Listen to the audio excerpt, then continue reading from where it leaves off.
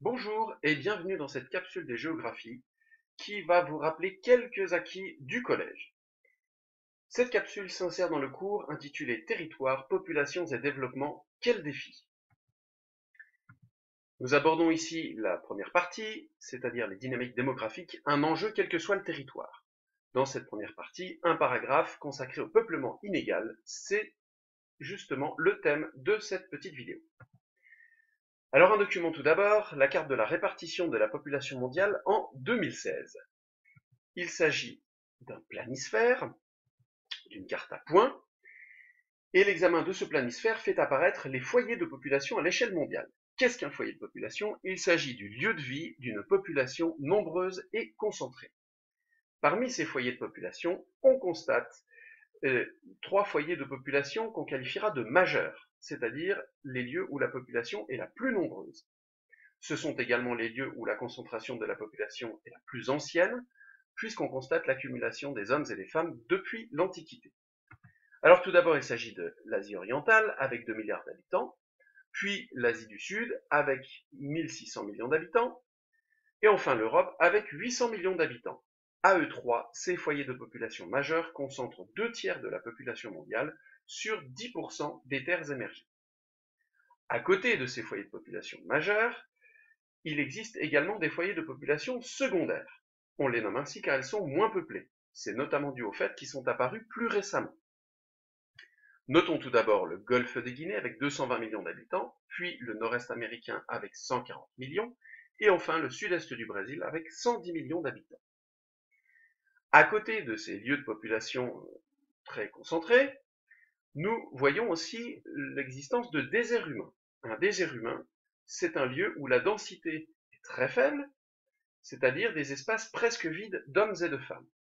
Parmi ces déserts humains, on constate par exemple l'Amazonie, c'est-à-dire la forêt primaire très peu peuplée, ou encore le désert australien, les montagnes de l'Himalaya, ou encore les zones très froides de la Sibérie.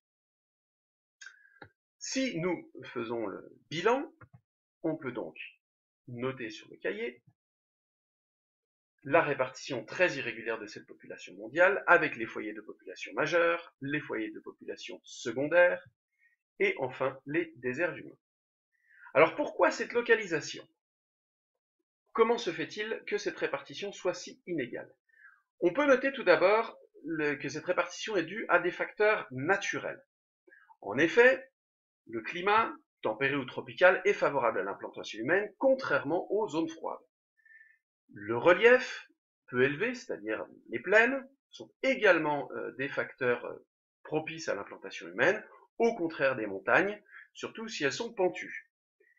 Et enfin, la présence de l'eau est beaucoup plus favorable, là encore, à l'implantation humaine que les zones arides. Néanmoins, la pertinence de ces facteurs naturels est à nuancer. En effet, on constate, pour prendre un exemple, que les Alpes, donc zone de montagne en Europe, sont bien plus peuplées que par exemple le Massif central en France, ou par exemple certaines plaines de l'Ouest, toujours en France, où pourtant le relief pourrait sembler plus favorable à l'implantation humaine. C'est donc qu'il existe d'autres facteurs, et notamment des facteurs humains.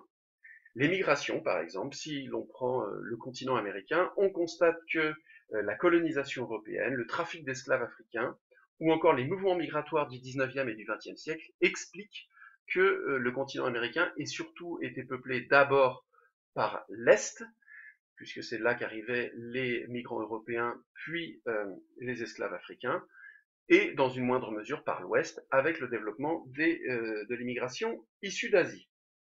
Le développement économique peut être aussi un facteur. Nous parlions des Alpes tout à l'heure.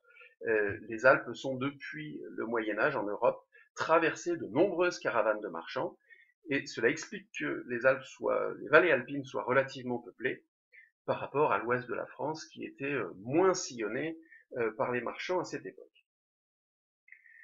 Et enfin, dernier facteur, la croissance démographique, et ce sera l'objet du cours prochain.